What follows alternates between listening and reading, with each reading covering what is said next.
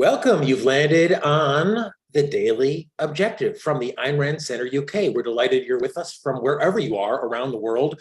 We're located in the UK, but we are a community of students of objectivism from all over the world, all learning about objectivism, learning about Miss Rand, learning from experts like James Valiant and Don Watkins and Harry Binswanger and so many others. And we're only able to bring this program to you Monday through Friday every day because of your support. Certainly no governmental support, only the support of traders such as you, giving value for value. If you get something out of these podcasts, and we're available on YouTube, we're available on all the podcasting apps.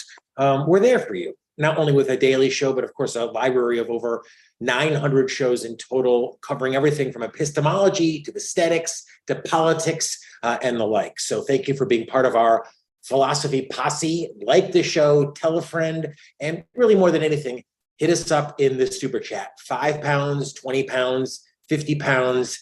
It goes a long way in terms of keeping this programming on the air. We always have something fun for you, interesting for you, and today is no exception. We're actually going to do a little bit of a follow-up into a philosophical follow-up, I should say, into someone in the news. I know many of you follow very closely. And I should, of course, preface this saying that this is my own interpretation. This is not Ms. Rand's objectivism. That's what we do. We learn about objectivism and we try to apply it to the issues of the day. So let's start with the follow-up.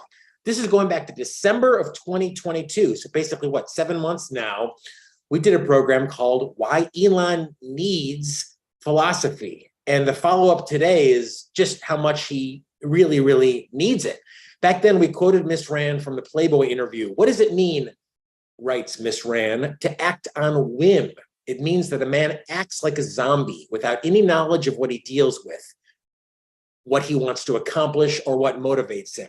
It means that the man acts in a state of temporary insanity. Is this what you call juicy or colorful?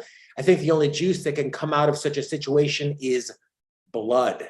Now, pretty harsh words, but it maybe isn't physical blood that has come out of Elon Musk, but take a look at the Twitter traffic over the last number of months since March. It's down pretty dramatically.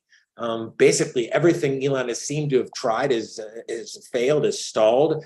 It's hard to say that he hasn't acted tremendously erratically. Back then, we observed that he was seemingly impulsive, he was distracted, and he was influenced by the mob. Again, this is a slide from December of 2022. And just look at some recent headlines of Elon's, and it seems like that's maybe not still the case, but in fact, it's probably even gotten worse. This is from a couple of days ago in the Daily Mail. Laughing Elon Musk compares George Soros to Jewish supervillain Magento in bizarre interview. So headlines like that, headlines like hosting a 2 a.m. live stream from the bathroom, or telling an ex-NASA astronaut that SpaceX could cause World War III. So erratic behavior, seemingly bizarre behavior, whim-based behavior. And, it's no doubt probably what's irking Elon Musk. This was the headline. In fact, we talked about it a little earlier this week on here on the Daily Objective, is Threads. Threads is Meta's, that is the former Facebook's, answer to Twitter. And it's not surprising, in my opinion, given Elon's completely erratic and, in effect, ineffectual management style. Other people are chomping at his bit. I mean, Elon, it seems to me, thought he had some kind of this embedded moat, but in a free market, there are no monopolies. And certainly in something like technology, where it seems every decade, every 12, 15 years, there's a new top of the pack, new heap of the pack. So what's been interesting is not that there's competition, there's always competition, but what has been Elon Musk's response? And this is why I think, as we said 7 months ago, Elon needs philosophy. I feel like the former Elon was sleeping at the office. I mean, this is what he kind of became famous for, especially during the Tesla days. When they were on schedule, when they were on deadline, he would sleep at the office and encourage other employees to do just the same, to get it done. And of course, Tesla is where Elon built his wealth, became the world's richest man. What is today's Elon doing with the issues at Twitter? Well, he's shit posting Mark Zuckerberg. This is from the New York Post. Musk snipes Zuck is a cuck about Meta boss Zuckerberg. So cuck, I didn't actually even know this. It's basically a derogatory word, like a sexual insult towards another man. I thought this can't be true, but no, it's true. I mean, this is what Elon Musk is focusing his time on. Literally, the world's richest man shit posting, not meeting with engineers. And Stuart Hayashi, who many of you might know, Stuart is a well-known objectivist, lives in Hawaii. He posted something actually to Threads that I thought was just on the money. Stuart wrote, "I've always heard that Elon Musk was such a brilliant and accomplished inventor. If today was the first time I saw his Twitter account, I would have thought it was a 13-year-old boy pretending to be Elon Musk." And Stuart is exactly right. And in fact, it has gone seemingly from bizarre and bad to really worse and disappointing in Elon Musk. This is just from 2 days ago now. Elon Musk challenges Mark Zuckerberg to a dick measuring contest. Again, had to see, is this fake news or is this the real thing? No, this is the real thing. And you see it right there. Again, going back to Miss Rand, who is going to succeed in this situation? Who is going to succeed? Is it luck? Is it that colorful juice that she talked about? Miss Rand wrote that the free market is ruled by those who are able to see and plan long range. The better the mind, the longer the range. And how is Mark Zuckerberg been planning long range for this Twitter acquisition? Well, you might remember that even the bid itself was kind of a joke. There was a 420, a pot joke built into his bid for the company, which he then himself admitted to have overpaid. So has he been thinking long range about this, or has he been acting on whim? I think that the answer is pretty obvious. In fact, look at some of the activities that Mark Zuckerberg's been involved with. I mean, it's been described as chaos. He's put in rules, then taken rules away. TweetDeck, which is a popular application, is described as falling apart now after they've instituted new rules on limiting rates. So just complete, seemingly whim-based management. So it's no surprise that others are nipping at his heels, and Threads has become one of those top downloaded apps in history. You have to think. You can't just be colorful and have a quick comeback and get a lot of likes and social adoration. Mr. N writes that thinking is not an automatic function. In any hour and issue of his life, man is free to think or to evade that effort. Thinking requires a state of full focused awareness. The act of focusing one's consciousness is volitional. So is Musk seemingly focused on his work, focused on this? Well, is he even doing the thinking? This is something we highlighted from a number of months ago. Going forward, wrote Musk, there will be a vote on major policy changes. My apology won't happen again. So this was his proposal months ago now, to vote on policy changes at Twitter.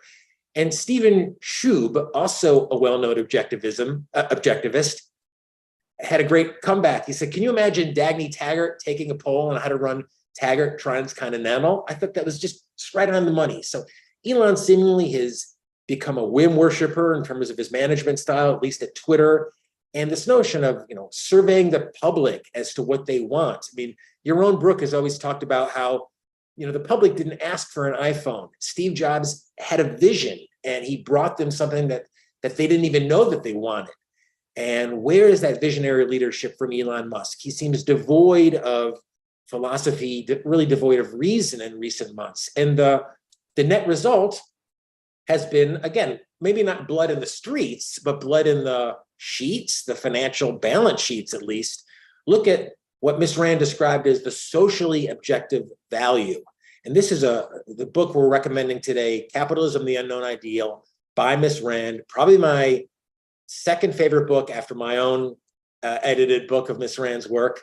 What is the socially objective value of these companies, given the leadership style in recent months?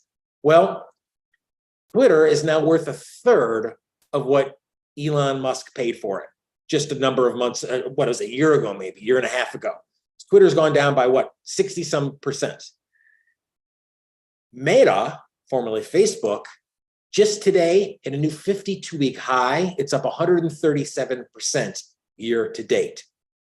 Meta seemingly has the socially objective value momentum in terms of what's working and what's not. Gail, thank you for the support. Adherent of Lady Columbia says, Gen X in leadership is gonna be weird. It's already weird. Now, Elon has kind of clapped back seemingly. This was posted just earlier today. He posted, "You are free to be your true self here." Well, that's great. That might be the case, but I might recommend to become your true self, to become a better thinker, to have the philosophy that Elon Musk does not, read Ayn Rand and start, if you haven't, with Capitalism, the Unknown Ideal. This is a great place to start. These are issues that are probably familiar with you, inflation, stuff that's kind of ripped from today's headlines, and relatively short essays. I mean, you can get through these essays in, half an hour, 25 minutes. So this is completely achievable and should be on your reading list. What should also be on your list is the Ayn Rand Center UK. We're here Monday through Friday, bringing you information, bringing you insight, bringing you connections and great authors and great speakers. People like Christina Laporte, James Valiant, so many others, Harry Binswanger, Dr. Peikoff has been on this channel many times. So keep us not only tuned to your YouTube browser, but keep us in your mind when you're coming to support the institutions that you enjoy. For example, coming up at 7 o'clock tonight, that's 7 o'clock UK, it's the Fountainhead Book Club with special guest Shoshana Milgram, and that's for ARCUK members only. It will also be live streamed for YouTube members. And I have to say, I consider Shoshana Milgram, who I'm privileged enough to know as a friend, to be basically the world's expert on Ayn Rand. Shoshana is a professor. She is an unbelievable historian in Ayn Rand. I mean, Shoshana honestly can tell you what Ayn Rand had for dinner in 1968 at the deli down in the corner. So please avail yourself to these great minds and become a YouTube member at the very least. I think it's like £10 a month. It's nothing, and it makes so much difference in terms of us keeping on the air for you day after day after year. So YouTube membership, Ayn Rand Center UK membership, you get access to all that special VIP access. And if you're reading Ayn Rand for the first time, or if you time expert, you've read Ayn Rand many times, it's so much fun to read it with someone like James Valiant, who can help illuminate things, explain things. There's no dumb questions here. We're all students of objectivism.